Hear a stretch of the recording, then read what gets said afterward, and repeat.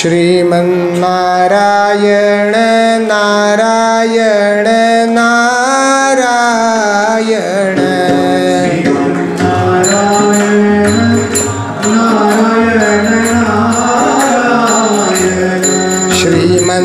श्रीमन्नारायण नारायण नारायण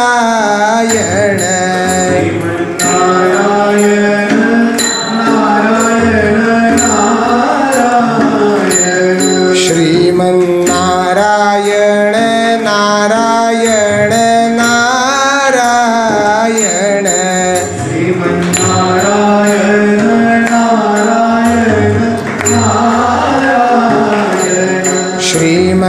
श्रीमन्नारायण नारायण नारायण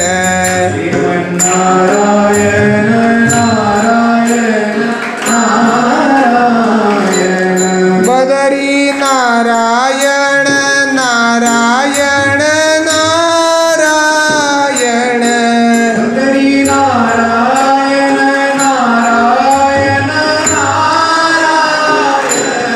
बदरी नारायण नारायण नारायण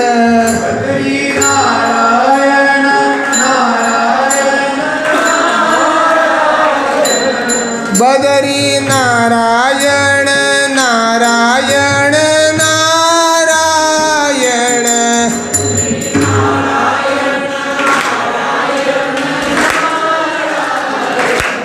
बदरी नारायण नारायण नारायण बदरी नारायण नारायण नारायण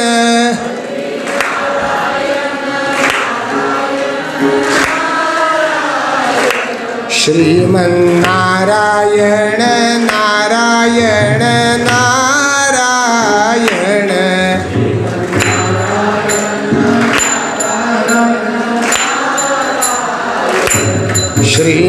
श्रीमन्नारायण नारायण नारायण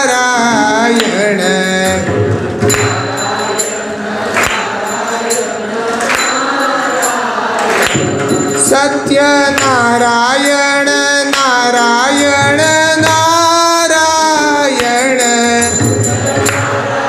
सब गाइए ताली बजवा बोला सत्यनारायण नारायण नारायण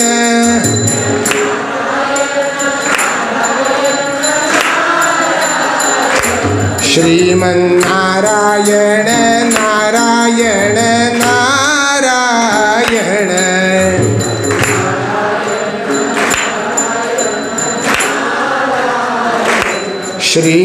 श्रीमन्नारायण नारायण नारायण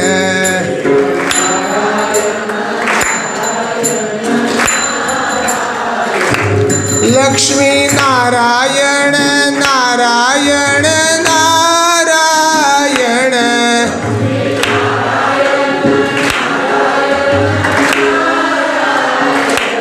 लक्ष्मी नारायण नारायण नारायण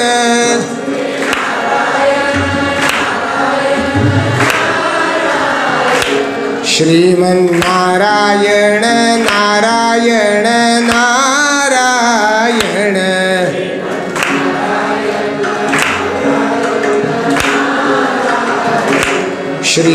श्रीमन्नारायण नारायण नारायण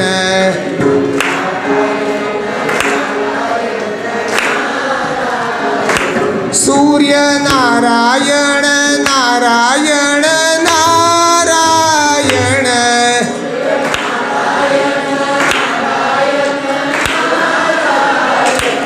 सूर्य नारायण नारायण नारायण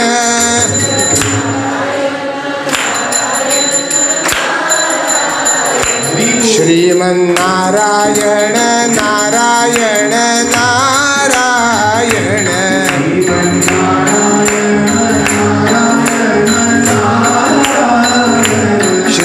श्रीमन्नारायण नारायण नारायण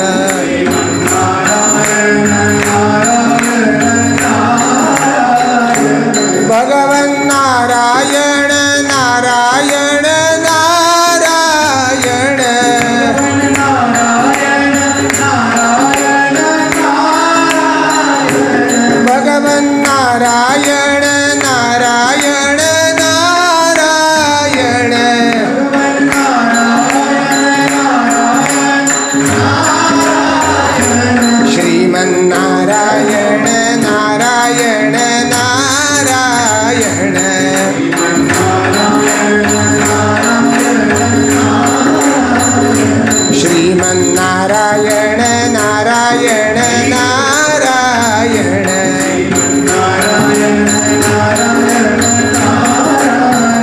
श्रीमन्नारायण नारायण नारायण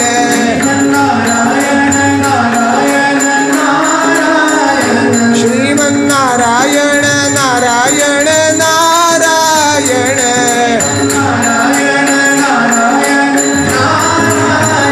श्रीमन्नारायण नारायण नारायण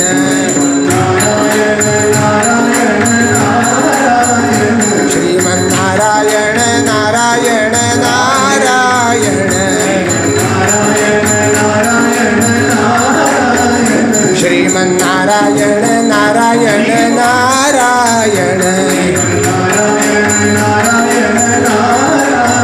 श्रीमन्नारायण नारायण नारायण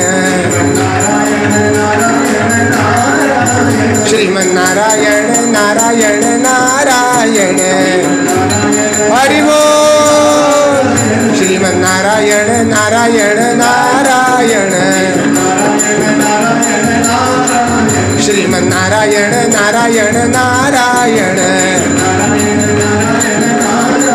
श्रीमन्नारायण नारायण नारायण श्रीमन्नारायण नारायण नारायण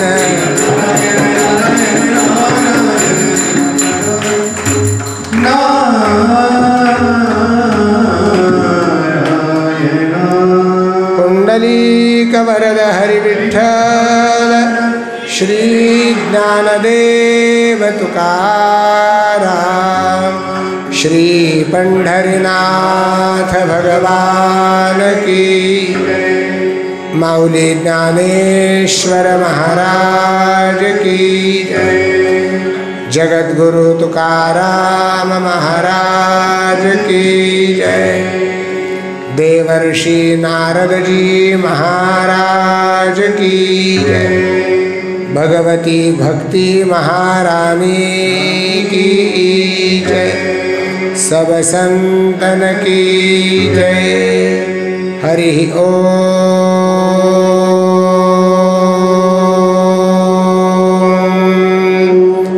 नमः पार्वती पतये हर हर महादेव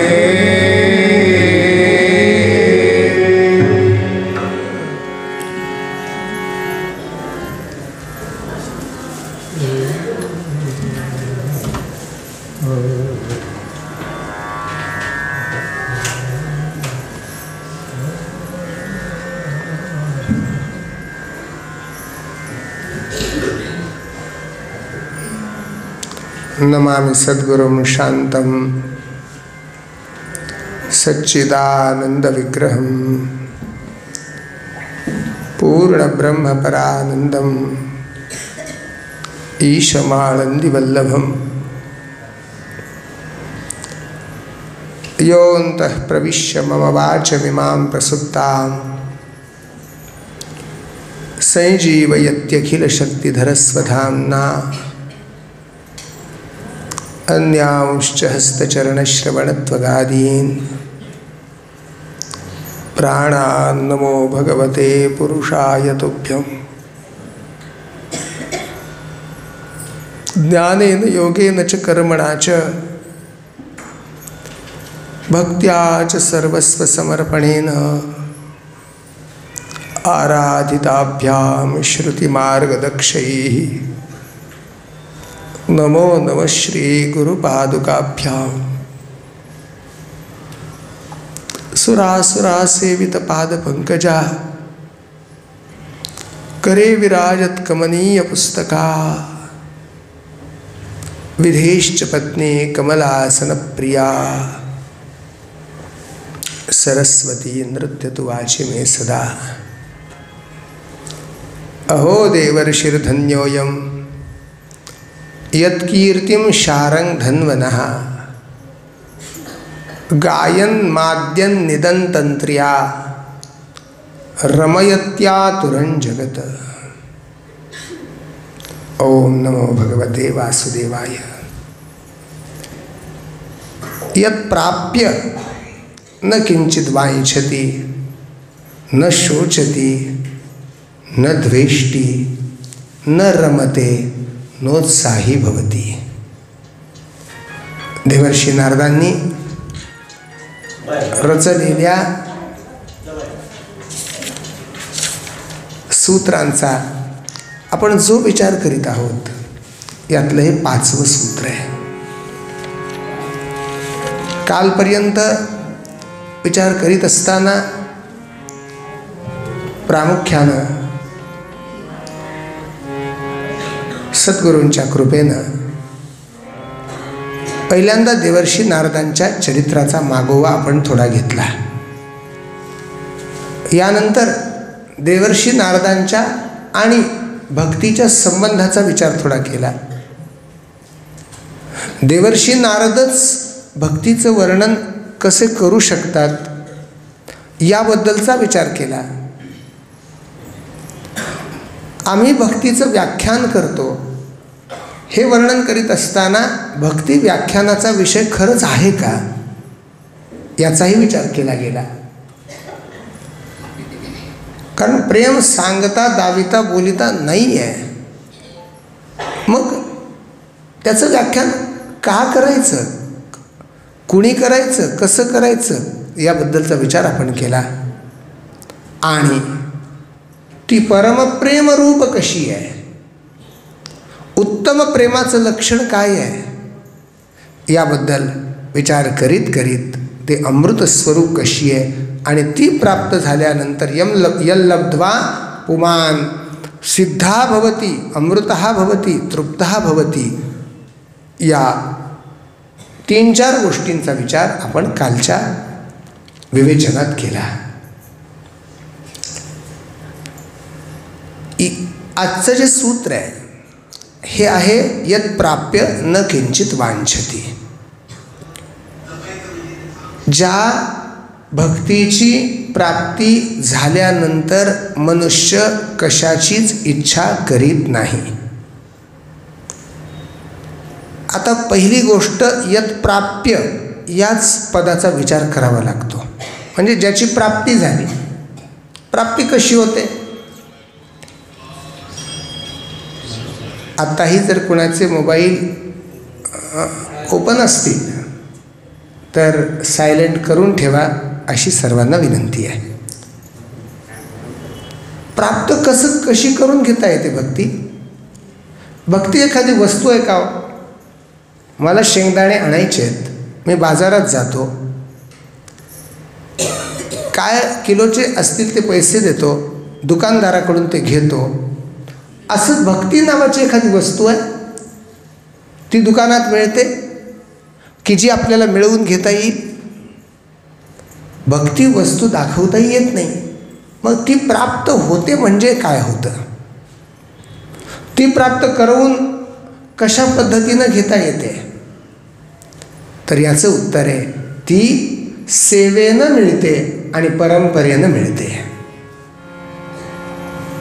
भक्ती कोणत्याही प्रकारे बळजबरीनं मिळवता येत नाही. भक्ती मोठ्यांच्या अनादरानं मिळवता येत नाही. भक्ती सेवेशिवाय प्राप्त करवून घेता येत नाही.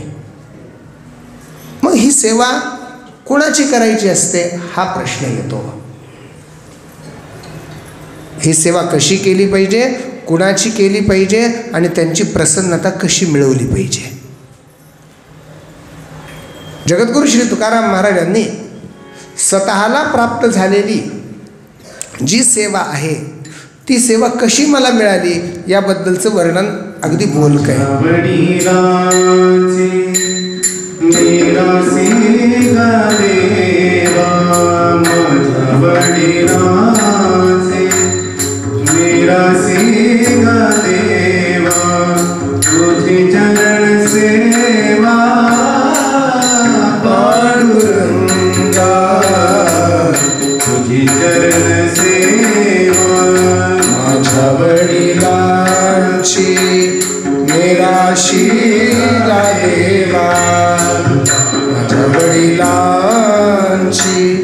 निराशी गालेवा तुझी चरण सेवा पांडुरंगा तुझी चरण सेवा पांडुरंगा.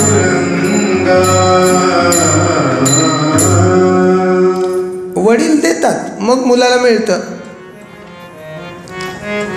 भक्ती पण अशीच आहे का? वडिलांकडून मिळते. मुलगा चांगला निघाला आणि वडील जर दारू पिणारे असतील तर वडिलांकडून मुलाला भक्ती मिळते का? नाही मिळत. मग वडिलांची मिराशी आहे, वडिलांकडून आली आहे हे म्हणण्यात अर्थ राहतो का? याचा अर्थ वडील कोण याचा विचार केला पाहिजे. ती प्राप्त होते, मग वडिलांकडून प्राप्त होते, मग ते वडील कोणते? वडील काही दोन असतात का? वडील एकच असतात. पण लक्षात ठेवा, वडील या शब्दाचा दुसरा अर्थ आहे मोठे. माऊलींनी वडील शब्दाची व्याख्या करीत असताना सांगितलं, श्रुतिस्मृतीचे अर्थ आपणची होऊन मूर्त अनुष्ठाने जगा देत वडील जेहे. वेद आणि शास्त्रांचं वाङ्मय हे समजावून घेऊन ते स्वतःच्या आचरणात आणून ते इतकं आचरणात आणायचं की अहो ते आहेत ना, ते जसं वागतील ते संतांची आणि वेदांची आज्ञा वागतात असं म्हणता यावं. आपणची मूर्त होऊ नये आणि स्वतःच्या अनुष्ठानानं जे जगाला देतात, स्वतःच्या आचरणातून जे जगाला देतात. लक्षात ठेवा, पूज्य काकांचंच वाक्य आहे बरं, की 100 कीर्तन करण्यातून जे मिळत नाही ते एका आचरणातून मिळतं जगाला सुद्धा. कीर्तनातून तुम्ही कितीही बोला, त्या कीर्तनातून बोलण्याचा समाजावर किती परिणाम होईल आपल्याला सांगता येत नाही. पण एक आचरण दिसलं आणि ते आचरण जर मनावर बिंबलं तर संपूर्ण जीवन बदलून गेल्याशिवाय राहत नाही. अशा प्रकारे ज्यांच्या संगतीत राहताना, ज्यांचं आचरण पाहताना आपल्या मनावर असा परिणाम होतो, त्यांना वडील समजावं, त्यांना वडील समजावं आणि त्यांच्याकडून जे येतं त्यांची सेवा करावी. त्यांच्याकडून जे येतं त्याला भक्ती म्हणतात बरं. म्हणून तुकाराम महाराज जे म्हणतात, माझ्या वडिलांची सहज वडिला होती सेवा म्हणून पूजितो या देवा. सहज आमच्या वडिलांकडेही सेवा आली, त्यांनी ती केली आणि त्याद्वारा ती आमच्यापर्यंत आली. भक्ती ही याच परंपरेनं येते. भागवतातल्या भक्तीच्या परंपरेचा विचार करीत असताना त्या वडिलांची परंपरा स्वतंत्रतेनं सांगितली. ती परंपरा कुठून आहे? नारायण, त्यानंतर ब्रह्मदेव, त्यानंतर देवर्षी नारद, त्यानंतर महर्षी वेदव्यास, त्यानंतर भगवान शुकाचार्य आणि त्यानंतर परीक्षित आणि सूत महात्मा. ही काय? ही भक्तीची परंपरा आहे. ही भक्तीची परंपरा देत असताना फक्त व्यक्तिमत्व पाहून दिलं का अंतःकरणाचा अधिकार जाणून ही परंपरा पुढे दिली? अंतःकरणाचा अधिकार जाणून दिली. विषय वाढेल पण तरीसुद्धा तत्वज्ञान आणि भक्ती ही कशी दिली जाते याबद्दलची एक प्रक्रिया जाता जाता जाऊन सांगून जातो. श्रीमद भागवताच्या पहिल्या स्कंधाच्या पहिल्या अध्यायाच्या 5व्या आणि 6व्या श्लोकात ही गोष्ट सांगितली आहे. त्वया खलु पुराणानि सेतिहासानि चानघ आख्यातान्यप्यधीतानि धर्मशास्त्राणि यान्युत यानि वेदविदां श्रेष्ठो भगवान बादरायणः अन्ये चै मुनयः. इतर जे सगळे मुनी आहेत ते ज्या तत्त्वज्ञानाला जाणतात, हे सूत महात्मन तुम्ही त्या तत्त्वज्ञानाला जाणता. कोण म्हणतंय? शौनकादिक ऋषी. आणि तुम्ही जाणता याचं कारण काय? तुम्ही महर्षी वेदव्यासांची अगदी अंतर्गामी अशा प्रकारची, अंतर्यामी अशा प्रकारची सेवा केलेली आहे. सेवा झाली की मेवा मिळाल्याशिवाय राहत नाही. आणि याच प्रकारे श्री गुरूंच्या सेवेतून या मेव्याची प्राप्ती होते. कदाचित आपण कथा ऐकली असेल. एका साधूला सोनं तयार करता येत होतं. सोनं राजाला कळलं साधूला सोनं तयार करता येत आहे. राजानं बोलवलं साधूंना आणि विचारलं, काय बाबाजी तुम्हाला सोनं तयार करता येतं? ते म्हटलं हो येतं. ते म्हणे मला शिकवा. शिकवता का नाही? आता राजाचे शेवटी. साधूने म्हटलं नाही शिकवणार.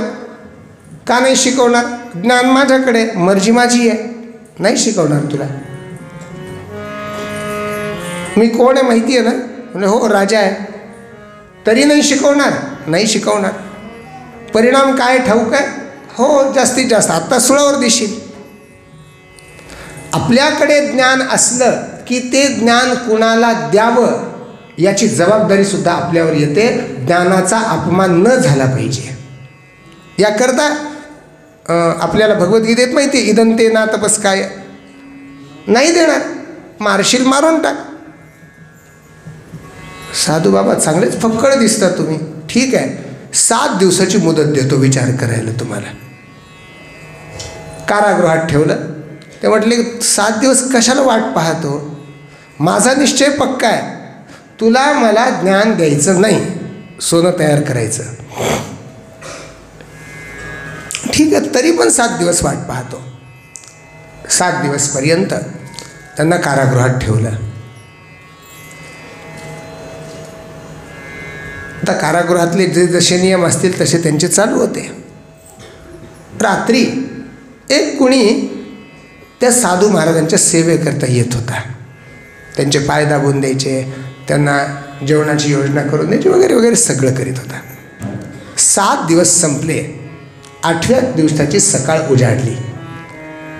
7व्या दिवसाच्या रात्री साधूंना कळलं काय, उद्या मला सुळावर जायचं आहे. जो रोज सेवा करायला येत होता त्याला बोलवलं, त्याला जवळ बसवलं, त्याला सांगितलं उद्या मी जाणार आहे, पण एक आहे, आपल्या जवळ असलेलं जे ज्ञान आहे ना ते ज्ञान कुणाला तरी दिलं पाहिजे, त्याच्याशिवाय जायचं नसतं. तू माझ्याजवळ आलास, माझी सेवा केली, ते ज्ञान दिलं पाहिजे. म्हणून सोनं तयार करायचं ज्ञान त्या साधूंनी त्या सेवा करणाऱ्याला दिलं. गोष्टीपुरतंच ऐका बरं, नाही तर मला परत शेवटी विचारतात सोनं तयार करायचं तुम्हाला ज्ञान येत असेल तर आम्हाला पण सांगा. पण नाही सांगणार, म्हणजे मलाही येत नाही, काळजी करू नका, मलाही येत नाही. 8व्या दिवसाची सकाळ उजाडली. राजदरबार भरला होता. साधू बाबांना आणलं. राजा सिंहासनावर बसला होता. साधू बाबा विचार बदलला का? जगायचंय की मरायचंय? साधू बाबांनी सांगितलं, पहिल्या दिवशी माझा जो निश्चय होता आजही तोच निश्चय पक्का आहे, यात कोणत्याही प्रकारची शंका घेऊ नको. राजा खाली आला आणि राजाने म्हटलं, काय साधू बाबा, काय साधलं मला ज्ञान न देऊन तुम्ही? तुमच्या समोर आत्ता सोनं तयार करून दाखवतो. मला ज्ञानही दिलं नाही आणि आता मरायची वेळ आली. तेच आधी दिलं असतं, जगले तरी असते. म्हणजे दाखव. त्यानं सोनं तयार करून दाखवलं त्या राजानं. साधूबाबांनी ते पाहिलं आणि साधूबाबांनी हसून म्हटलं, राजा तुला भले सोनं तयार करायचं ज्ञान मिळालं असेल, पण मगरुरीनं मिळालं नाही. कुठंतरी नाक घासल्याशिवाय तुला हे ज्ञान मिळालं नाही. हे ज्ञान असं नाही मिळत.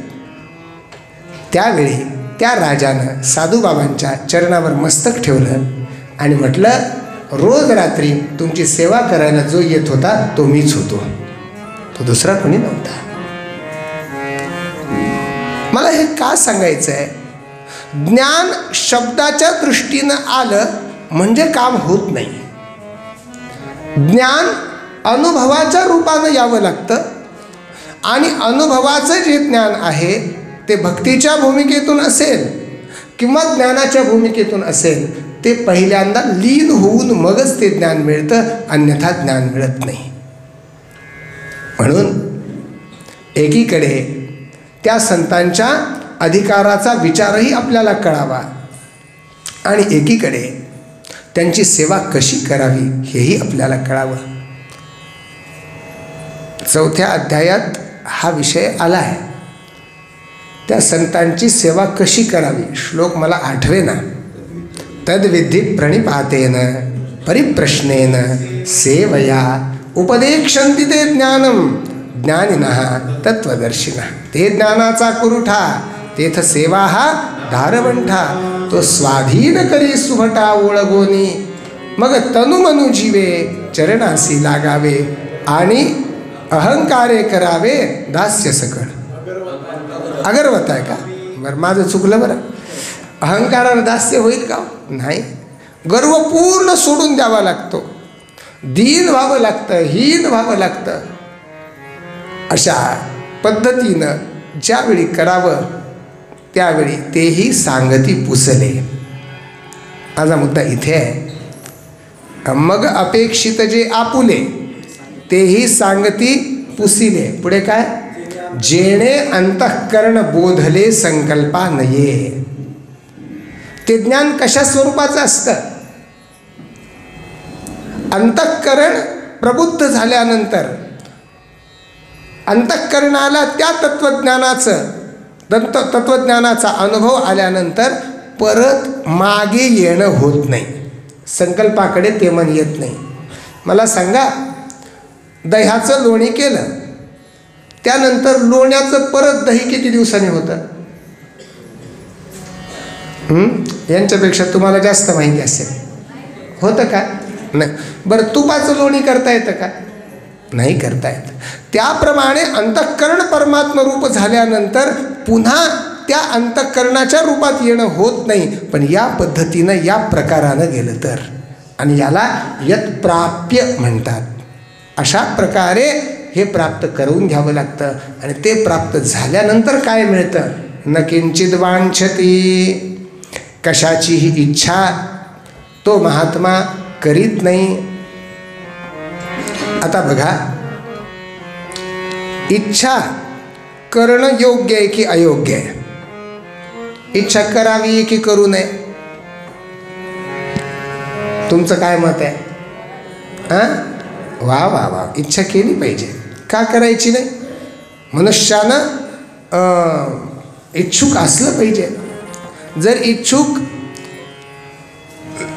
नसावं असं म्हटलं तर 3 गोष्टी जगात निर्माण केलेल्या आहेत इच्छा पूर्ण करणाऱ्या.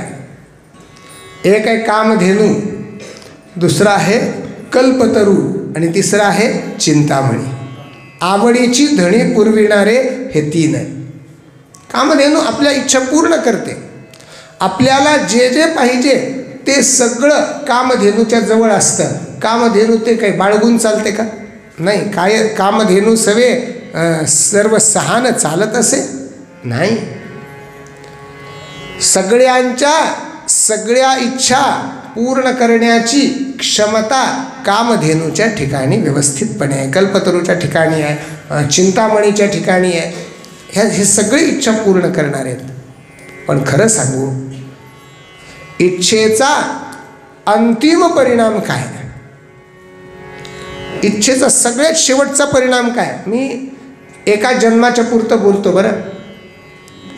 इच्छेचा सगळ्यात शेवटचा परिणाम काय. जी सगळ्यात आवडलेली आपली इच्छा असते किंवा जी सगळ्यात आवडलेली आपली वस्तू असते. आपल्याला जी वस्तू आवडत असेल. एखाद्याला व्यसन असतं, तंबाखू खायचं व्यसन असतं, अजून काय काय असतात. माझ्यापेक्षा तुम्हाला जास्त ठाऊक असतील. त्याचं वर्णन इथं करण्याची आवश्यकता नाही. पण ही जी व्यसनं आहेत ते आपल्याला सगळ्यात आवडतं की नाही. ती तंबाखू खाताना म्हणे माणूस तिच्यावर असं मारतो. बरोबर आहे ना. पहिल्यांदा असं चोळतो मग मारतो. हे मारणं काय.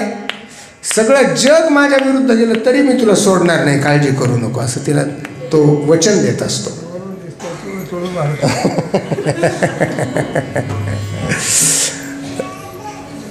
ही इच्छा आहे. सगळ्यात मोठी आवड आहे. मी असे लोक पाहिले बरं की असं व्यसन करणारे जे आहेत जीवनाच्या शेवटच्या क्षणात त्यांना तेच आठवतं आणि अगदी मरता मरता असा हात करून ते मरतात.